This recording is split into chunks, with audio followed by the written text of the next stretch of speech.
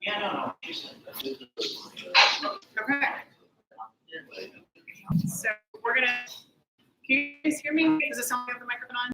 And can Brownsville hear me? Yes. Okay. So a lot of technology happening. So hello, professor in literatures and cultural studies department. I'm also the co-director of gender and women's studies and Mexican American studies affiliate faculty. So before proceeding, I do want to say before I forget that not only obviously do we have ITV set up to the Brownsville campus, but they're also live streaming this lecture to YouTube. This is my first time doing this, so I hope it works. And in case if you're wondering how to find it, or if you want to text a friend or colleague, it's Borderlands Shakespeare. So you just do that in the search engine in YouTube and it should pop up. And of course with live stream, it doesn't record the lecture, you have to watch it, you just get to watch it live. Okay, so, but also in telling you that this is being live streamed, toward the end of the talk, we will have, of course, some dialogue, some Q&A. So just know that this is going to be on the Brownsville campus, that it will be published on YouTube. So, welcome again, everybody, to this talk.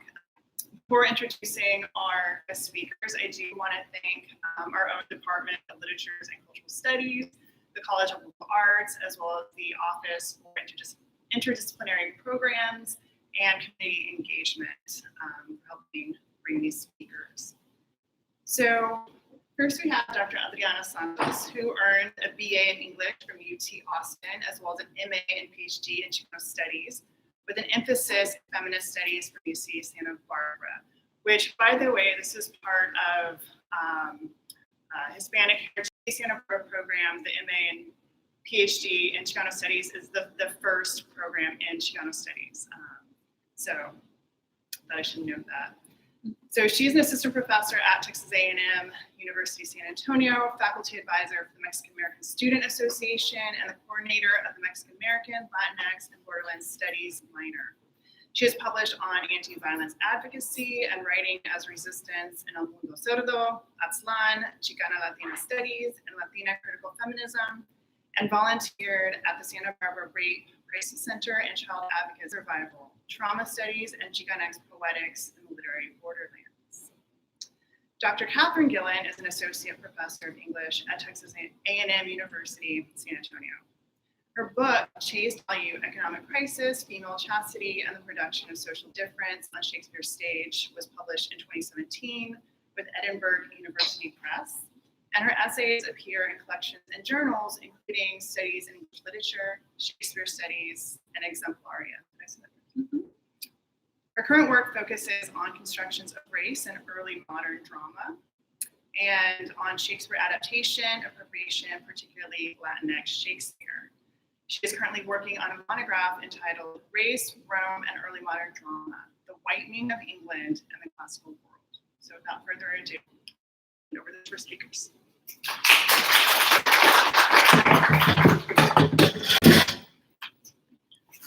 I'm going to take this out so we can pass it back and forth.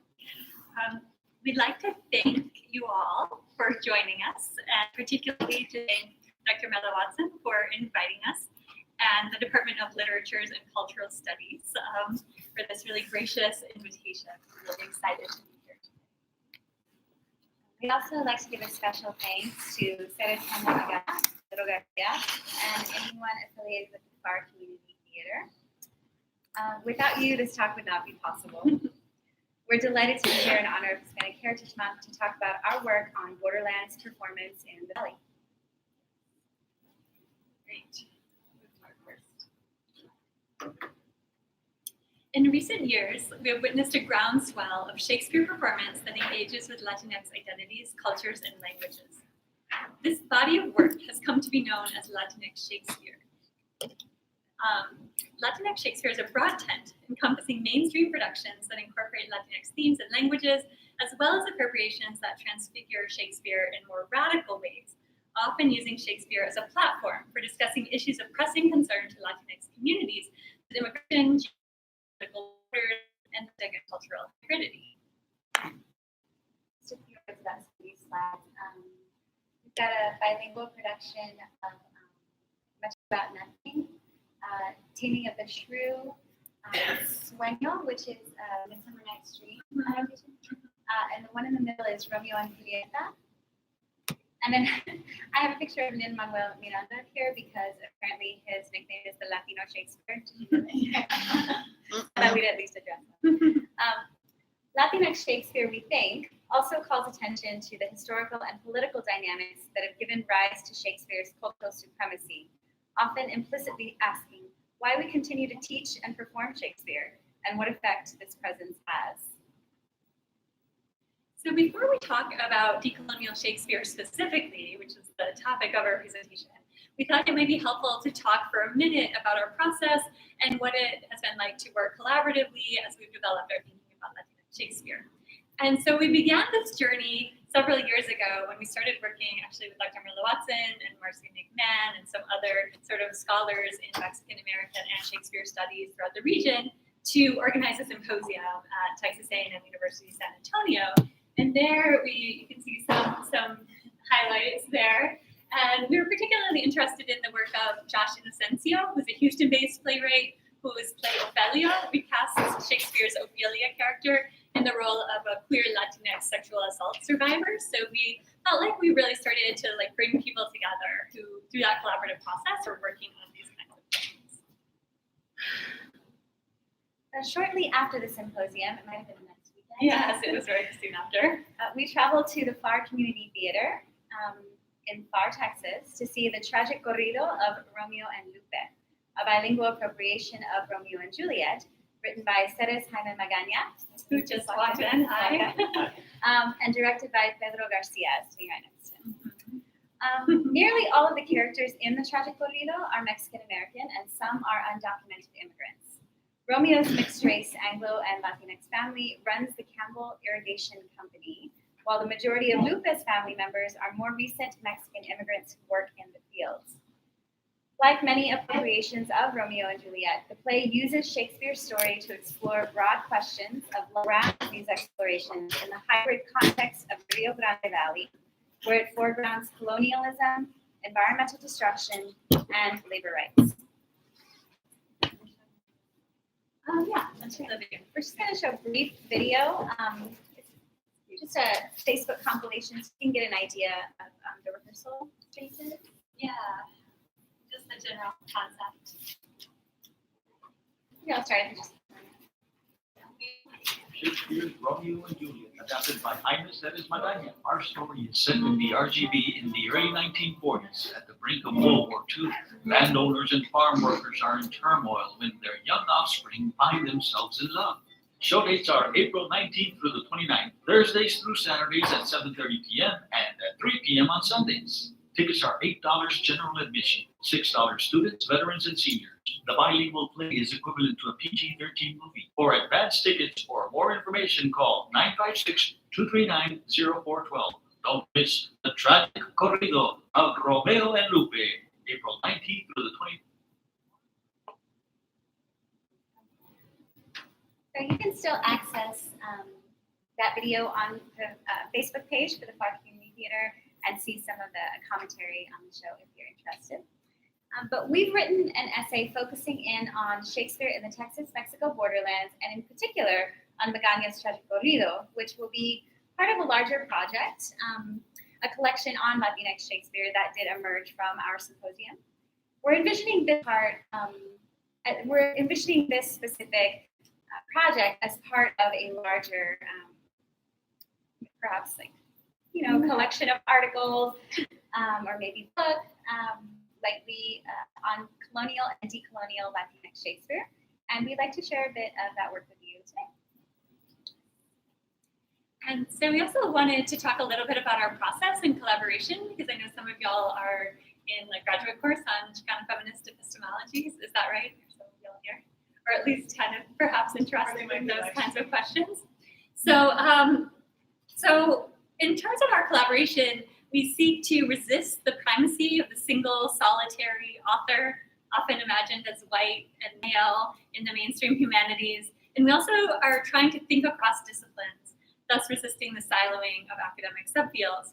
And we also seek to collaborate with theater practitioners and teachers and community members whose work is so central to our communities.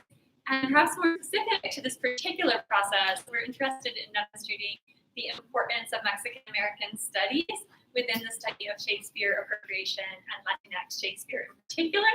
And we hope that our collaboration will introduce decolonial community-focused analytics to that conversation.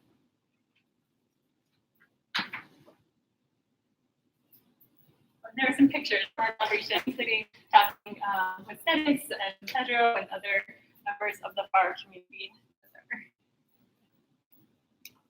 So some brief words on our theoretical framework. Academic treatments of Latinx Shakespeare have tended to focus on prominent productions in cosmopolitan cultural hubs such as New York City and Los Angeles. We instead turn toward more regional, community-based theater in the Texas-Mexico borderlands to examine how theater makers engage with Shakespeare as they grapple with the colonial legacies shaping life in La Frontera.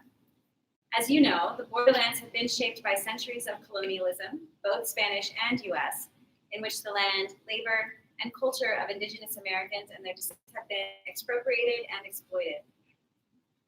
Borderlands Shakespeare, we suggest, is a subset of Latinx Shakespeare that engages with these colonial forces and draws upon Chicanx theatrical, cultural, and linguistic traditions to disrupt them.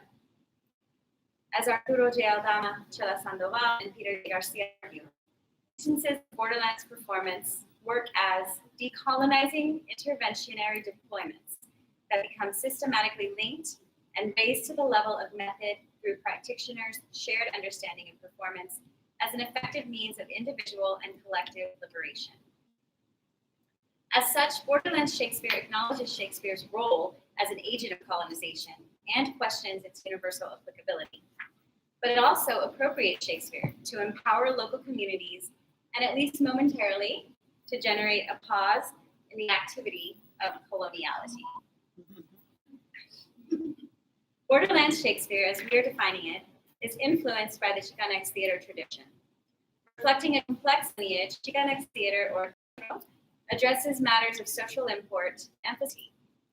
Activist objectives are central to Borderlands theater, which primarily arose with El Teatro Campesino, the theatrical wing of the United Farm Workers. More broadly, teatro is influenced by decolonial politics and methodologies. In particular, the work of Gloria Anzaldúa, who theorized the US-Mexican border as, quote, una herida abierta, where the third world grates against the first and bleeds. The lifeblood of two worlds merging to form a third country, a border residents less as migrants than as hybrid colonial subjects, inhabiting a land to which they have indigenous ancestral ties, but in which their culture has been both influenced and suppressed by Spanish and Anglo imperialism. Cognizant of Shakespeare's colonial potential, Borderlands Shakespeare mixes Anglo-Spanish and indigenous traditions and interrogates the place of Shakespeare within the hybrid context of the US-Mexico borderlands. It also engages with Shakespeare to critique the neoliberal and imperialist policies that have resulted in high levels of labor exploitation and poverty throughout the region, and have both criminalized migration and created the conditions in Mexico and Central America that have forced migration to the US. As perhaps may be expected, not all Latinx Shakespeare is decolonial, as many high-profile productions have adapted Shakespeare in ways that reproduce colonial epistemologies. For example, it is common for productions to be set during the Spanish colonial period while paying scant attention to the political implications of that choice. For example, Shakespeare on the Rocks, bilingual Romeo and Julieta, directed by Hector Serrano in 2015 and performed in the binational Chamizal National Park, straddling El Paso, Texas, and Ciudad Juarez, Chihuahua, is set in a 19th century hacienda, a landed estate that historically employed both free and enslaved indigenous labor. This colonial dynamic is reinforced by the play's use of early modern Spanish, spoken by Julieta's family to mark their difference from the Montagues. Though aimed at appealing to Spanish-speaking audiences, This approach has the limitation of asking border residents to identify with one of two colonial powers and presents the border as a space of stark separation rather than of hybridity. Decolonial Borderlands Shakespeare, we argue, is more likely to be found in community theaters, such as the Bar Community Theater, that cater to local residents rather than trying to appeal to largely white patrons and donors. These community theaters maintain the tradition of the teatros, which, as Ivan Yabro Bejarano contends, played largely to community audiences in non-traditional venues, working-class Chicano communities and cultural centers in the barrios, picket lines, political rallies, prisons, and schools. Magañas, the tragic corrido of Romeo and Lupe, brings this local, community-oriented interpretive lens to Romeo and Juliet in ways that unsettle Shakespeare's perceived dominance and foreground Borderlands culture, language, land, and art forms. It interpolates Romeo and Juliet into the Mexican genre of the corrido, or dramatic ballad, employs the multiple and mixed languages used on the border, and makes concrete references to life in the Rio Grande Valley. Rather than the universalized cosmopolitan Shakespeare often imposed on marginalized communities, this is a Shakespeare of and for La Frontera. As such, it rejects the assumption that producing Shakespeare is a mark of Anglo-centric assimilation, and instead uses Romeo and Juliet as a vehicle through which to negotiate related questions of colonization, labor exploitation, and linguistic and cultural mestizaje. In their appropriation, the FAR Community Theater centers the voices, histories, and ways of knowing of fronterizos, fashioning the theater as a space in which the community can forge collective responses to common challenges. The tragic corrido is set during the early 20th century in FAR. This geographical specificity is highlighted from the beginning of the play.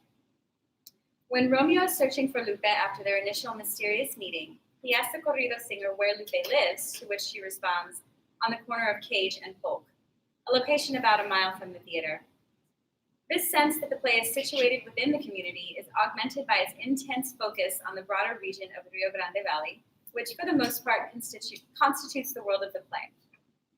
For example, Lupe's father, Don Diaz, mentions that "Mi Lupita nunca ha salido del valle, no conoce el mundo," reminding audience members of the intensely local culture of the valley, perhaps in some ways analogous to Romeo and Juliet's walled city of Verona, in which many people's mobility is limited by immigration, checkpoints, poverty, and familial ties. The Rio Grande River itself plays a central role in the play, whose conflict in part revolves around who has rights to the water that sustains the valley's land and culture. In this way, the tragic corrido fits with the FAR Community Theater's 2018 season theme of water politics, a subject that reflects the importance of the river to the region and its inhabitants. In part because of this palimpsestic sense of overlapping and mutually informing histories, the valley is presented as a contested space, referred to by multiple names that reflect conflicting political and cultural orientations. In the 20th century, the region was shaped by agribusiness, which exploded after the introduction of irrigation technologies and the railroad at the turn of the century. Romeo's family owns the Campbell Irrigation Company and is in the process of buying up land so that they can expand their irrigation pipelines.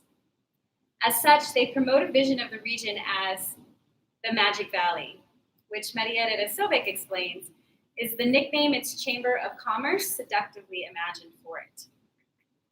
As Kristen Branstam and Matthew Newman state, in the first decade of the 20th century, land developers and boosters promoted the lower Rio Grande Valley of Texas as the Magic Valley, a place for Anglo farmers to obtain water for irrigating vegetable and citrus crops and to exploit Hispanic labor.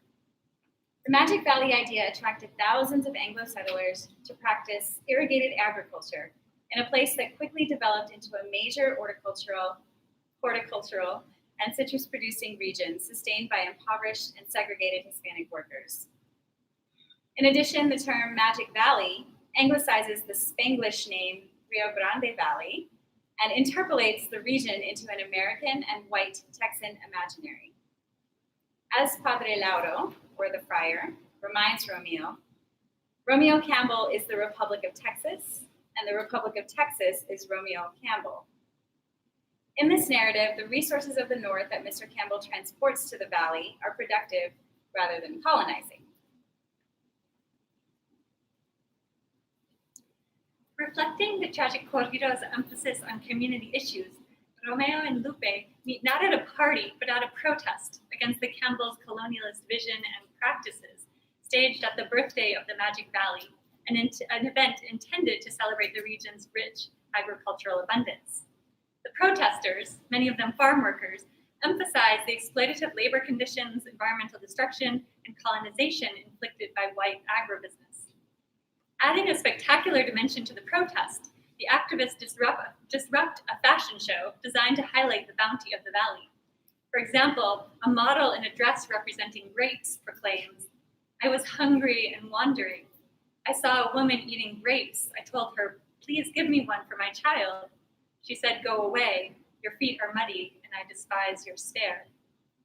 With her costume recalling the famous Delano grape strike and boycott led by Cesar Chavez and Dolores Huerta of the United Farm Workers, the activist calls attention to the inequality of labor relations that permit a worker to produce food that she herself cannot afford to buy.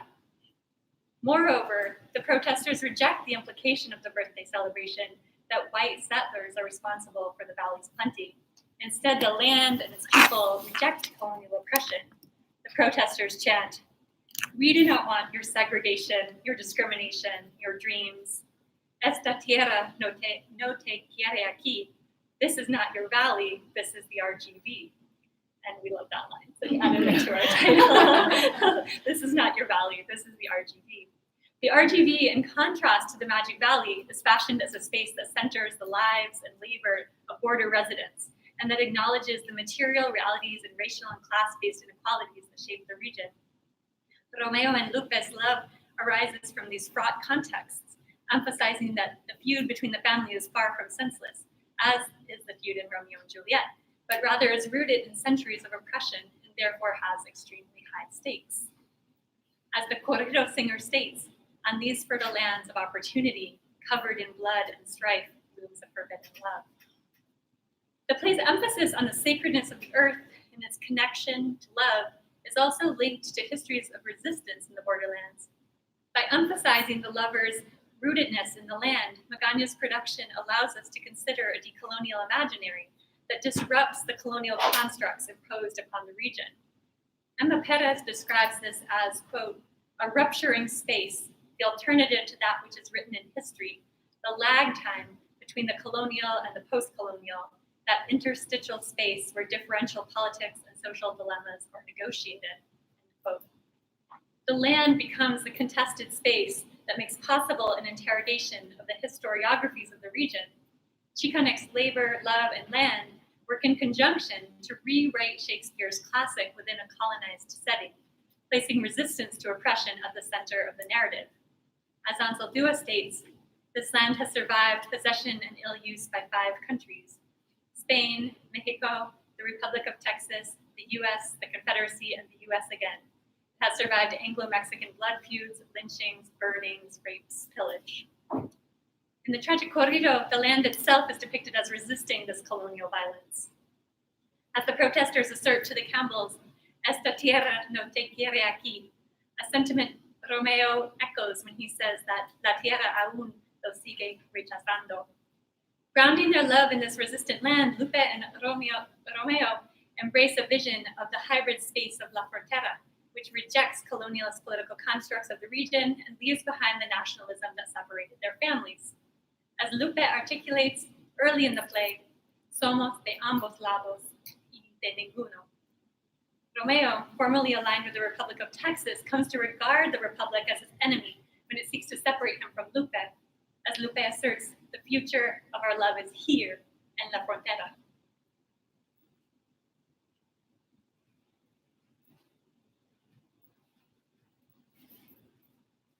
There are boundaries to Borderlands Shakespeare.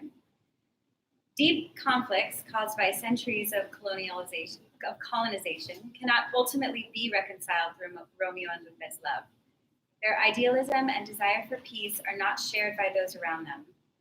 The results of Romeo's fight with Lupe's cousin Plácido, the Tybalt figure, are catastrophic. Both Placido and Mercutio are deported. Romeo is sent to the military, and Lupe's family resolves to send her to Mexico.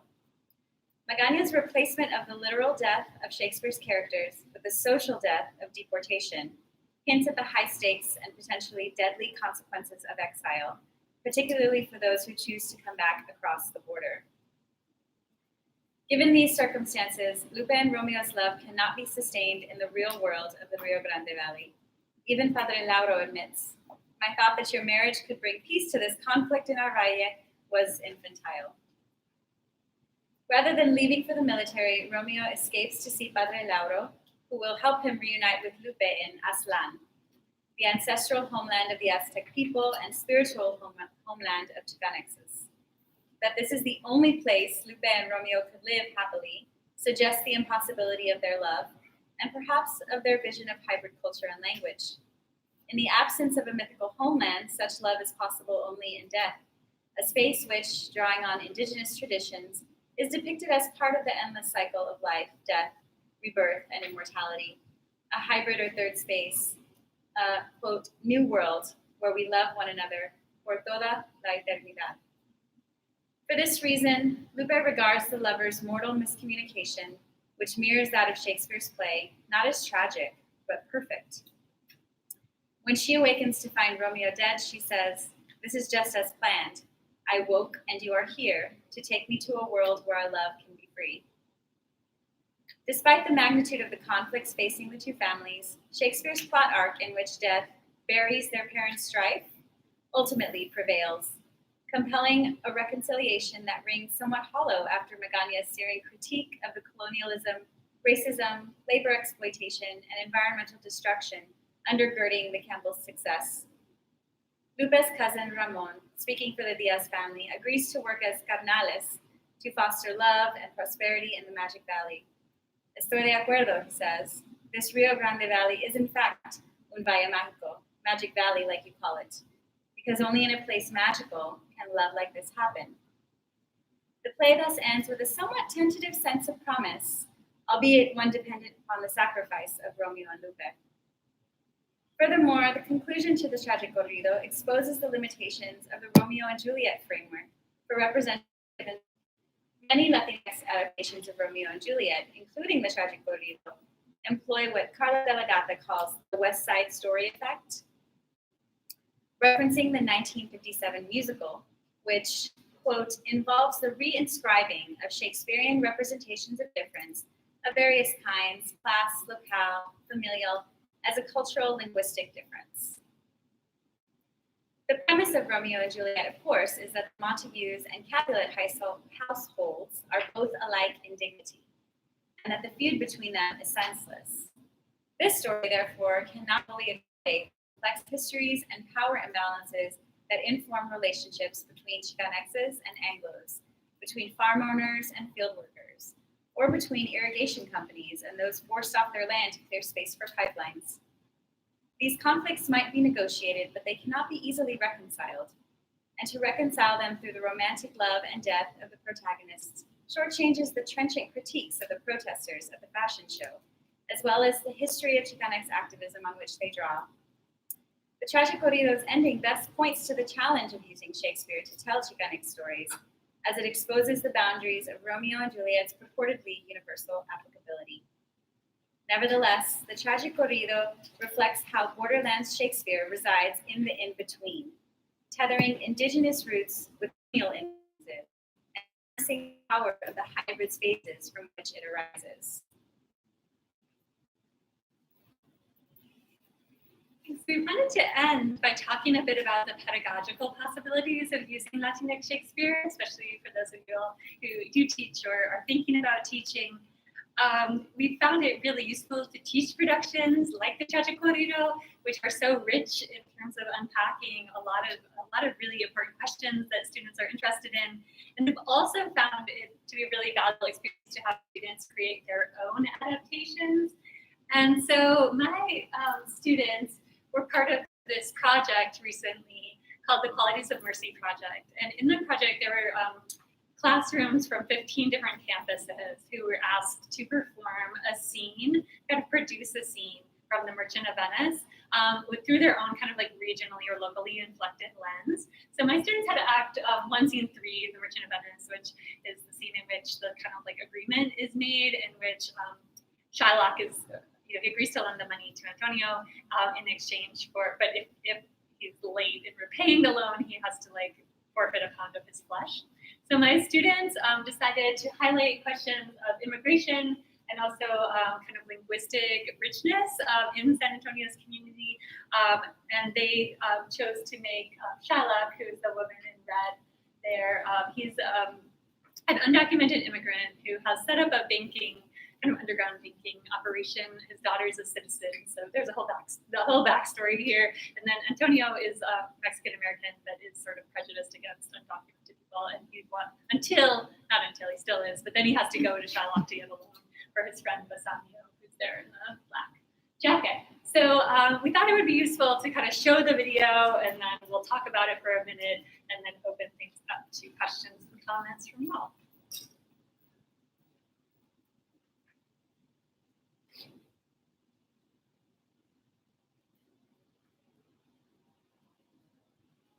This beginning's a little cheesy. Did you make it? No, my students did. Oh, okay. Yeah.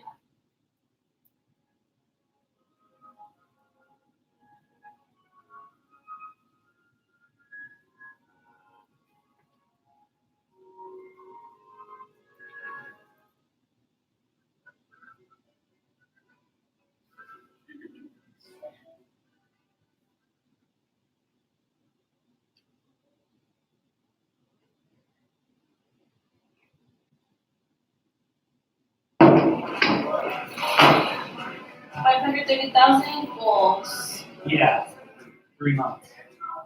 3 months, ¿verdad? Like I said, Antonio can co-sign. If you can't trust me, you can trust the therapist for long. Antonio García. So are you gonna help me? Antonio es un buen señor. Man, that's a good person. Yeah, they're a good person. Have you heard anything contrary? What? No. What I meant in saying he's a good man is that he has enough money to guarantee the loan. But his investments are uncertain right now. I've heard Chispa that he's under investigation for tax fraud. And with the IRS slipping around, I'm pretty sure his assets, if not frozen, are surely tucked away. But even so, he's rich enough to guarantee the payment. 530,000. Yeah, I think I can allow him to co-sign. I can assure you, they're good.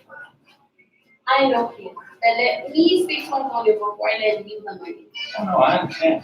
We can talk over there. You should be here soon. Wait.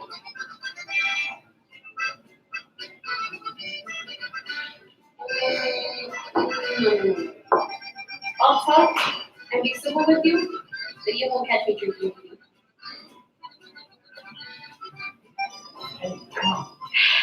Hablando del diablo.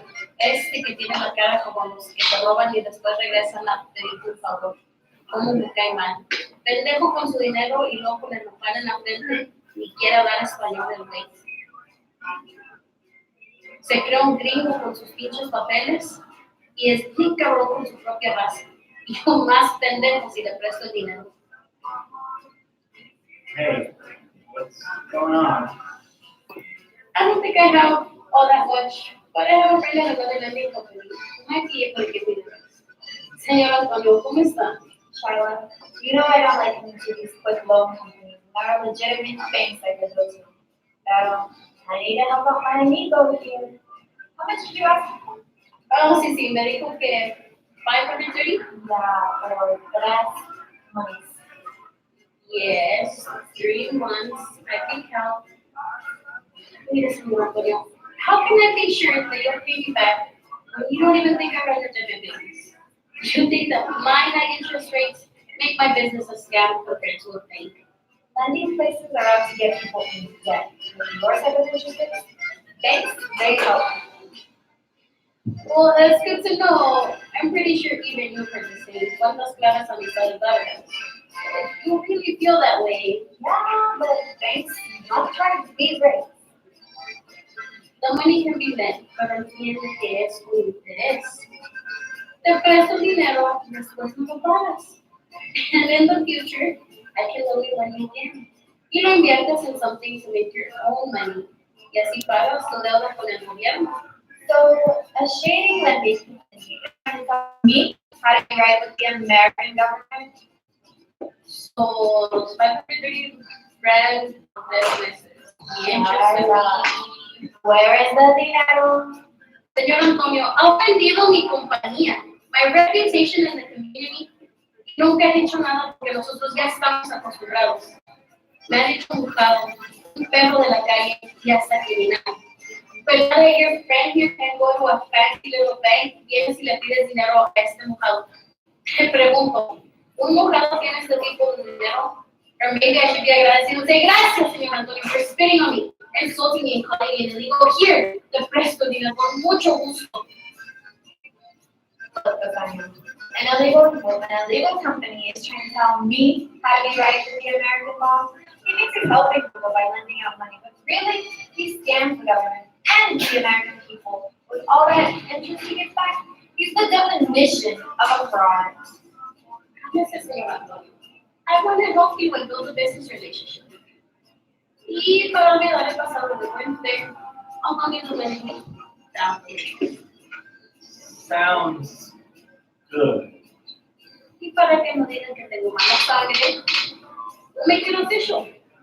Y si no me pagas mi dinero within 3 months, mira, te corto la lengua. And that way I'll be sure you'll never speak about me or our people again. I'll sign, and I'll even say mojados are decent people. Whoa, man. You don't gotta sign all that. I'm not that hard up. Oh, don't worry about it, man. In 2 months, a month before the loan is due, I expect to have all of my assets unfrozen, and I'll begin to pay the money back in full. Ay, Dios mío, ¿qué tipo de hombres son estos? Que ellos solitos think that their citizenship makes them better than anybody else from a different background. Pero su boca, ni que fuera tan buena como la lengua de vaca para ser una pinche barbacoa. Hurry up, Shylock, I'm ready to sign. You know what? Let's meet again at the notarios. I'll set up the necessary paperwork and we can finish up. But right now, I have somewhere else to be. Hurry up, amigo. Smart man, you would have thought he was an American. I don't know. Seems kind of fishy. I have the American law on my side. I'll help you find in no time.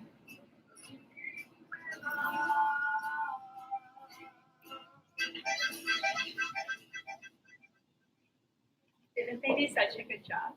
I think so. So their script emphasizes linguistic diversity within San Antonio's Mexican American community, showcasing Shylock's bilingual fluidity, but also through Antonio, the common situation in which someone understands both languages but is more comfortable speaking one of them. Bassanio, meanwhile, betrays the linguistic limitations of white monolinguals, as he has difficulty understanding simple phrases like Antonio es un buen señor. Played by a bilingual Latina, Shylock delivers lines in Spanish, English, and Spanglish, code switching masterfully as the situation demands. For example, when Shylock, if I don't get my money back within 3 months, I'll take over la lengua. The shocking threat to cut out his tongue is directed, perhaps ironically, at Antonio, who has provoked Shylock in part through his reduction of the Spanish language, and it excludes Bassanio, with whom Shylock exhibits little concern. The decolonial impulse that we have discussed in the tragic corrido is also present here. In particular, the richness of Chicanx speech, which is often derided by both English and Spanish speakers as improper, incorrect, or impure. But for the proud and rhetorically savvy Shylock, it is Antonio's tongue, right? That is worthless, less valuable than a cow's tongue that you could use for barbacoa, as it has been tamed by the forces of colonialism and white supremacy. As Anzaldúa illustrates in her frequently anthologized How to Tame a Wild Tongue, the tongue, la lengua, is tied to language, culture, identity, and liberation. As she writes, ethnic identity is twin-skinned to linguistic identity. I am my language. Until I can take pride in my language, I cannot take pride in myself. Until I can accept as legitimate Chicano, Texas, Spanish, Tex-Mex, and all the other languages I speak. Through their appropriation of the Merchant of Venice, students at Texas A&M San Antonio took a step toward reclaiming this tongue and resisting those who seek to tame it. And like Ceres Magaña, Pedro Garcia, and actors of the tragic corrido, these students make Shakespeare their own. So now we would like to hear from you all because we are really interested in continuing to work on this topic and would like your feedback and observations and questions. Yes, thank you. And this also includes Brownsville. And also, if you are live streaming this, I think you can write questions on the bottom of your screen. I think they heard it. Okay. Yes. Hi, I have a question about terminology, so it might end up being completely trivial or it might be significant. But I was struck right away by your use of the term appropriation as opposed to adaptation, which you've also used and apparently uses. And then at the very end, you had a slide that just said appropriation and adaptation. So I'm wondering why you're using appropriation, given that it usually has this negative connotation of sociocultural power and asymmetry or imbalance that's being executed, and how using appropriation here as opposed to adaptation, is that supposed to denote the resistance of decolonization, how that distinguishes certain adaptations from others, because as you say, there's so many different kinds of adaptations of Shakespeare. I just saw an adaptation of Midsummer Night's Dream in which the plot lines of Oberon and Titania were largely reversed, so that he is the one who is humiliated and mocked and then subjugated. So does that mean there's appropriation, or a Titania character is appropriating the Oberon character in this switched gender dynamic? That was a lot of things, so I'll stop now. Do you want to take that question? Sure. Yeah, I think there are sort of two answers to that question. I mean, the first is that in Shakespeare, adaptation and appropriation studies, both terms are used, and in that case, appropriation is used to signal something that deviates more substantially from the original, in which the source context might not be totally clear, which is not quite the same story.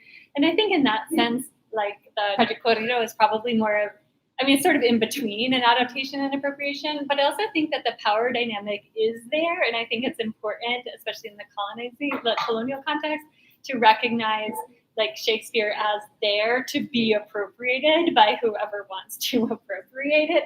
That it's not, I think sometimes people kind of like sanctify Shakespeare as sort of like, oh, this like thing that we can't touch, right? We have to go back to the original language. We have to, et cetera. But I think that first of all, I don't think like white speakers of like standard white American English like have any more like claim to like Shakespeare's English than anybody else does. But I also think that for me, like in terms of what I'm talking with my students, I'm like, yes, like you can appropriate Shakespeare, like we can appropriate these texts that have been used for like white supremacist and colonial ends, and you have that like ability. What do you think of that? I maybe just briefly wanted to mention that we saw a production of Romeo and Juliet actually last night that really wasn't doing the same kind of decolonial work that we're talking about the tragic corrido doing. It was basically true to Shakespeare's script. Yes, very true. They did the Extremely. whole uncut script. 3 hours, 45 minutes. And there was some Spanish used in it, but it was very sparse, and it certainly didn't engage with any sort of like socio-political context really, other than maybe the set design. And as I said, a little bit of Spanish thrown in there. Juliet's family was clearly like supposed to be Mexican-American, and Romeo's family white. But other than that, they didn't do the same kind of engagement with the colonial legacies of the region that we are, really thinking through in these productions. And as a result, replicated some kind of problematic stuff. So for you guys, doing doing Shakespeare with or properly involved in writing a lot of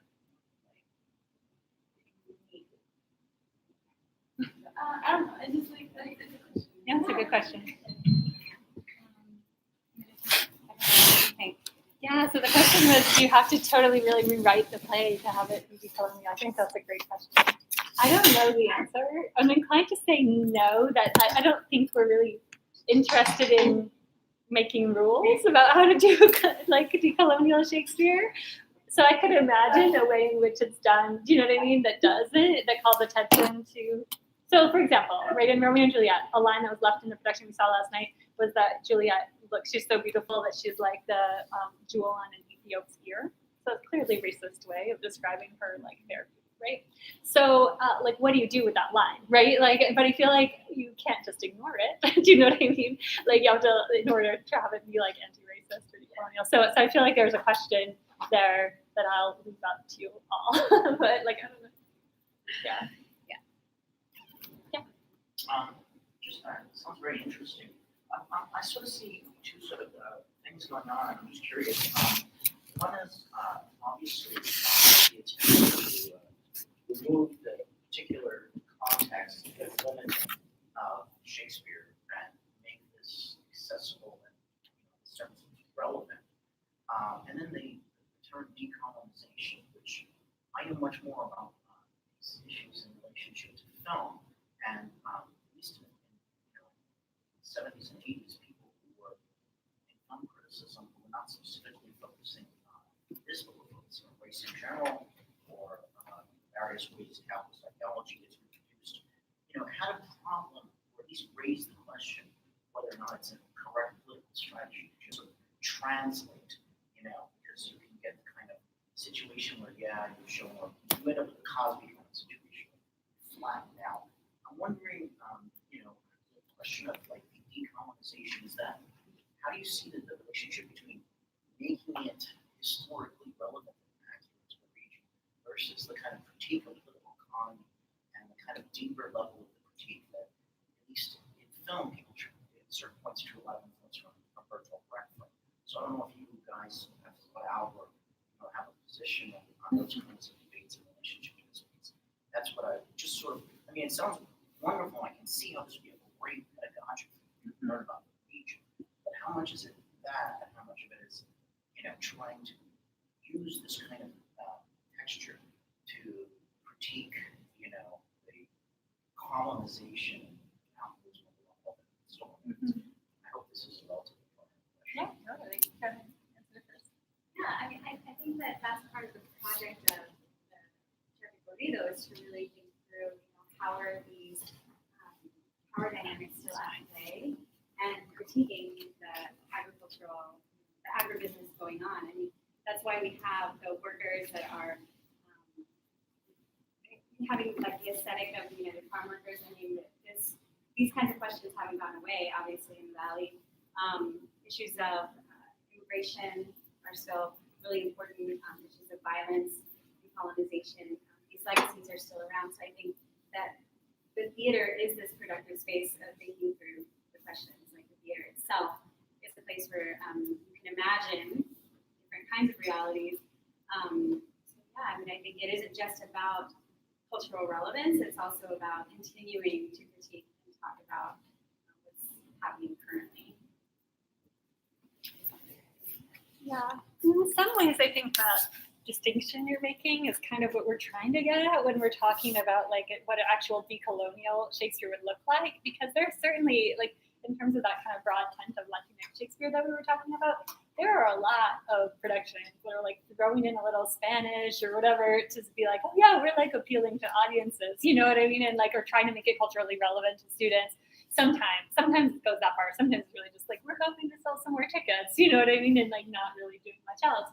But I feel like that, that's what I think is really interesting, especially also like you were saying about the like venue of community theater, where it really is for the community, right? And it's also engaging with the kind of political of concern to the community. So that's what I think is kind of so brilliant, about the Tragic Corrido, is that it kind of is doing both of those things. But there aren't that many productions of Shakespeare in general that are doing both of those things. Would you distinguish between like a decolonial Shakespeare versus a multicultural Shakespeare? I would, yeah. Yeah, and there's a lot of multicultural Shakespeare out there, and that can take different forms. I mean, it can be sort of like race-blind casting, you know, in terms of trying to diversify who's playing roles.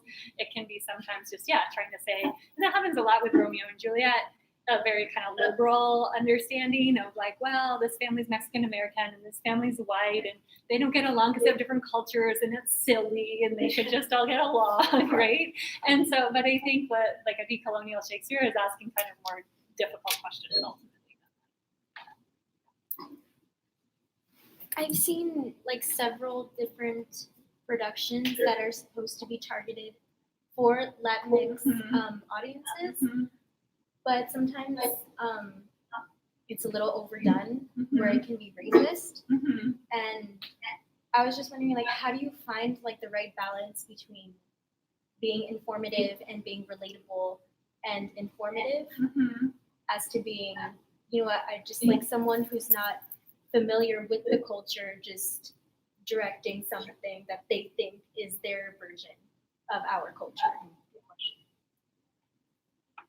Yeah, and I think that goes back, to the question of community theater and who's producing it, because the productions that are offensive from the globe recently have had to do about nothing, and it's set during the Mexican Revolution, and there were actors basically brown face or some version of it, and it was terrible. And so I feel like that's also like really shows, right, that it's people who are part of the creating. So I think it is kind of a question of cultural appropriation in the more like negative. Yeah. I was going to reference Sueño as well. We had a picture of it up there, and it was seared, you know, by critics, and they were obviously held accountable for the racist stereotypes that they engaged in. Yes, the one on the bottom left. So this is sort of what we're talking about when we're trying to make that distinction between colonial Shakespeare and decolonial Shakespeare. So thank you for sharing your personal experiences, because there's a lot of that. I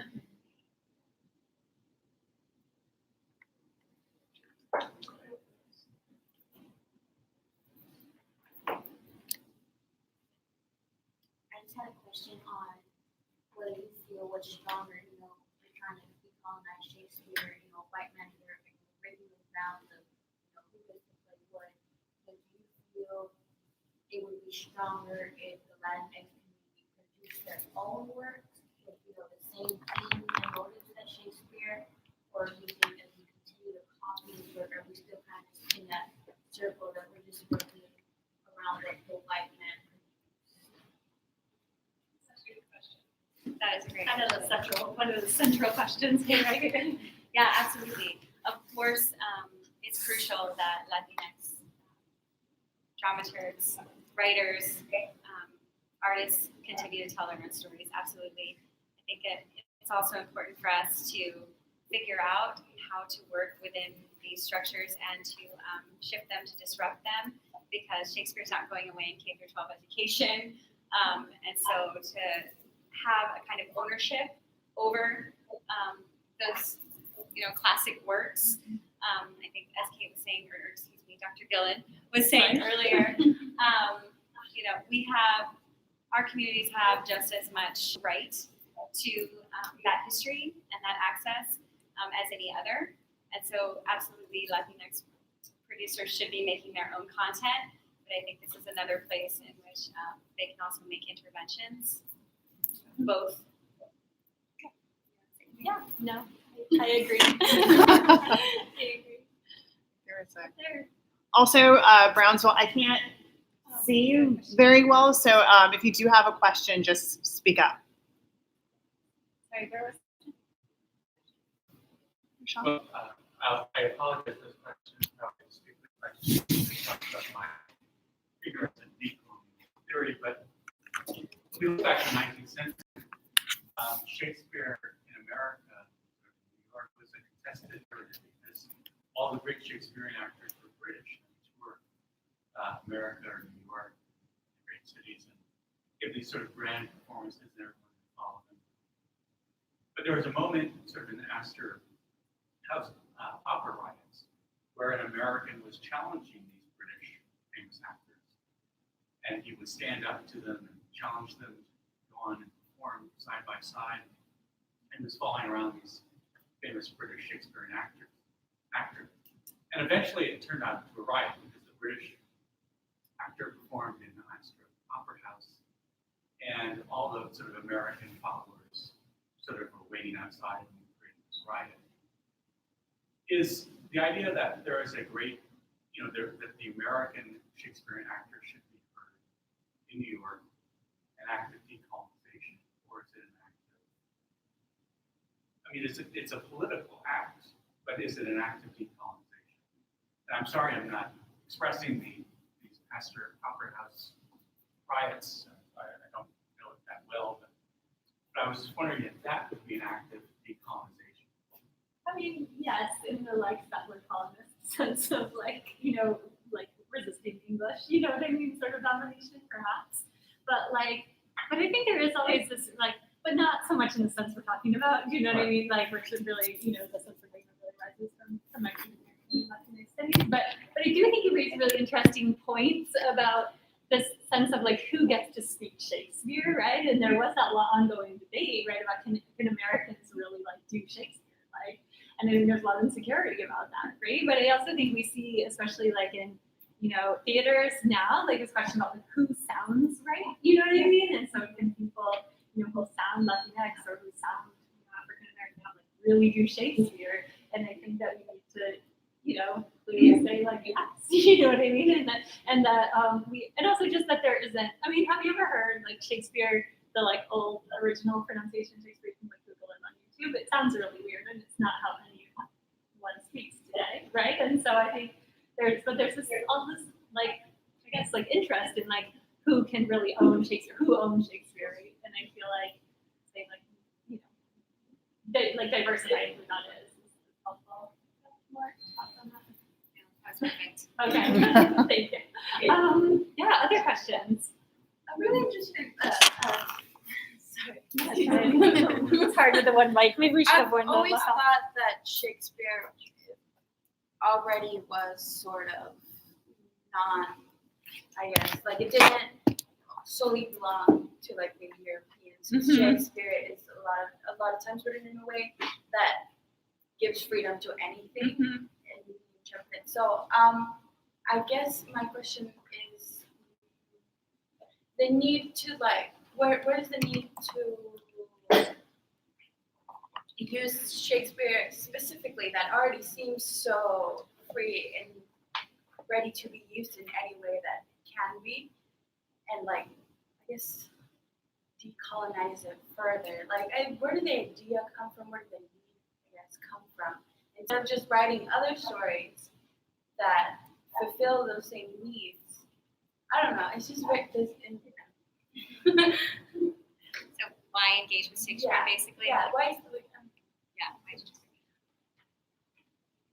I just have a quick thing to say about that. I feel it's an interesting question how whether the problem is that Shakespeare himself is colonial or just the sort of reception history of Shakespeare. And the answer might be both, but it's certainly true that Shakespeare has been used to kind of white supremacist and colonialist ends in the United States and throughout the British Empire, right? So I feel part of it might be trying to critique some aspects of Shakespeare that are problematic, but part of it might be sort of engaging with a sort of energy in the text, right? That has been sort of covered over in some way or obscured by white supremacists. I just want to mention one more time that in Texas specifically, in California, we have curriculum for K through 12, or I guess mostly high school, right? In which students are compelled, they must engage with Shakespeare. And so I think that the possibilities here of, thinking through decolonial projects in relationship to Shakespeare are important for that education. Important. We should rewrite the curriculum. I think it is important to tell Latinx stories, absolutely. But for the kids that are engaging with Shakespeare now, how do we appeal to them? So for me, that's the important question of why should we tell Shakespeare stories from a Latinx perspective or from a decolonial perspective? sort of a comment question, and just a question for the audience. Who in here is my student? Okay, so a few of you. So I've talked about the corrido in a lot of my courses this semester, and so it's of course, a Mexican ballad, and I'm not a corrido expert, but from what I understand, it originates in Spain, and then is adapted in Mexico, and then gains popularity in the United States after the Mexican-American War. So there's a kind of like appropriation there, and I was just wondering if you guys had considered it, and it kind of adds to this conversation about whether or not to engage Shakespeare in the first place, and maybe helping us understand how it's this. There's like multiple sites of intervention when you consider, I think, the history of the corrido and how it's also been appropriated. Yeah, and I mean, the corrido is a constantly sort of shifting and fluid genre itself. Corridos are used specifically, like they're very regional, and there can be like multiple versions of them also. So it is like a really compelling genre in itself, just because it's so adaptable. Yeah. What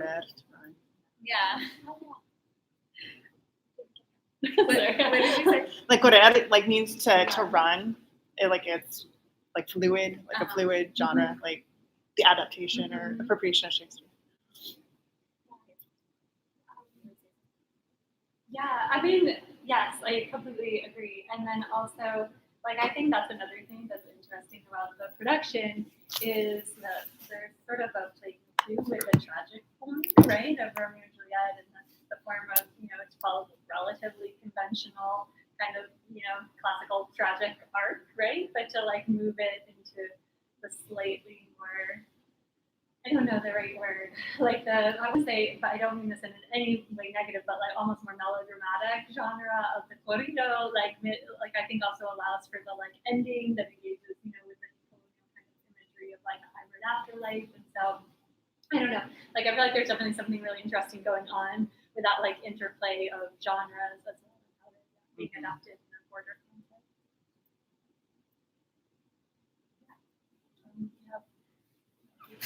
That's my here. I can go. Yeah, thank you.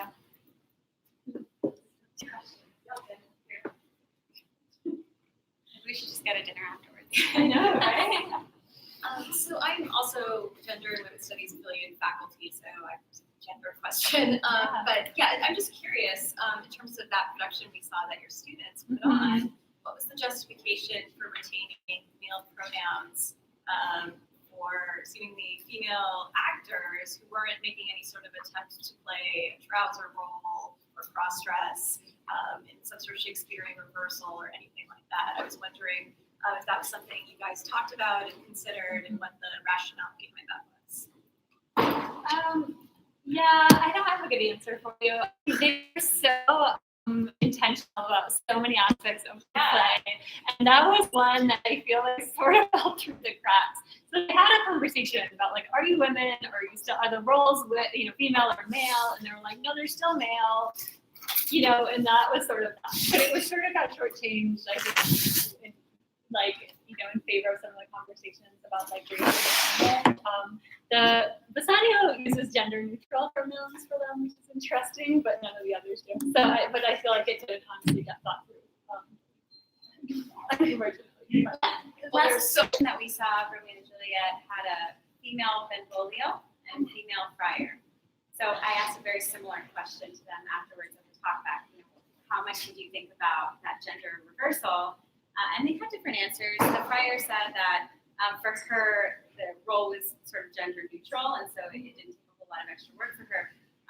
However, the Benvolio character, you may remember, has a lot of body kind of sexually suggestive language, and they went like all in with the gestures, and it was interesting. And it didn't seem as though there was much of a consciousness about, are you a woman? Are you a man? Are you attracted to women as a woman? Like, what's going on there? So I think those questions are really, really important because there's so much of that gender reversal, much more than there is, I think, of the Latino appropriation or adaptation. That the gender reversal is way more widespread. Yeah, so I think those questions are important. Thank Okay, and I think we had one final comment or question back there, David. Yeah, Or Dr. Anderson. I'm interested. Another thing is the question of your take on actual content of Shakespeare. I don't know if you saw, there was an article in the Atlantic, I think it was a few months ago, where a feminist scholar of some kind argued that Shakespeare was really a Jewish black woman and claimed textual evidence for this. Right. That there's certain kinds of things. I mean, it appears her scholarship is terrible. Yeah. But at least in terms of the historical perception of it, that's maybe. But I'm just, the fact that she was able to make that kind of argument, might be something just, questions. I don't know if you have any thoughts on that. Or if you saw that discussion. Yeah, I did see the discussion. Yeah, the argument is that it could have been Amelia Lanier, who some people think could have been the Dark Lady. And she did. She was an amazing poet.